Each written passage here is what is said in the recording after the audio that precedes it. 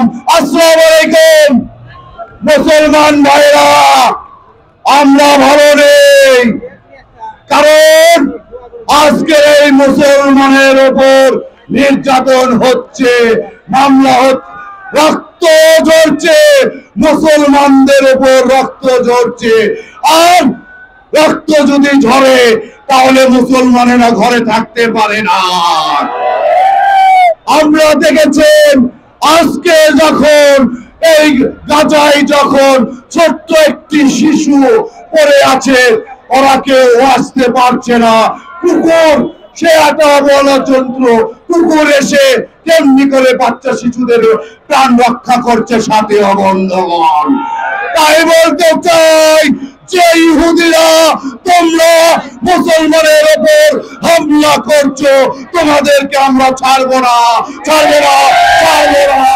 আমরা প্রয়োজনে সব পৃথিবীর মুসলমান একত্রিত হয়ে তোমাদেরকে আমরা ইনশাল্লাহ প্রতিহত করবই, করবই, করবই। আজকে সেটাই হোক প্রত্যেকটা মুসলমানের জন্য আজকের এই সাত মাতার ঐতিহাসিক সাত মাতায় প্রতিজ্ঞা এবং ওয়াদা। সাথে বন্ধুগণ, আর একটি কথা বলে আমি শেষ করব। আপনারা দেখেছেন কখনো কোনো হামলাকারী, মামলাকারী এবং জোর জুলুম যারা করে তারা কখনোই টিকে থাকতে পারে না। তেমনি আমাদের এই বাংলাদেশের একটি দৃষ্টান্ত দেখেছেন। আজকে আমরা আমাদের খুনি হাসিনা এরকম করতে চেয়েছিল এই বাংলাদেশের উপরে, এই নাস্তিক খুনি হাসিনা চেয়েছিল, কিন্তু আমাদের প্রিয় নেতা তথা আমাদের বাংলাদেশের মুসলমানেরা এবং ছাত্র সমাজেরা, জনগণ তাদেরকে কিন্তু এই বাংলাদেশ থেকে তাড়িয়ে দিয়েছে।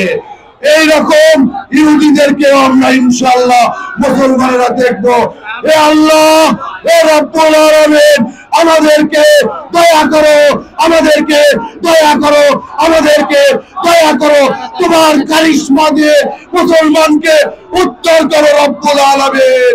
এই আশায় প্রত্যাশা রেখে আমি আমার কথা বলা শেষ করছি। বাংলাদেশ জিন্দাবাদ, শহীদ জবরক বেশিদিন বেগম খালেদা জিন্দাবাদ, তারেক রহমান জিন্দাবাদ।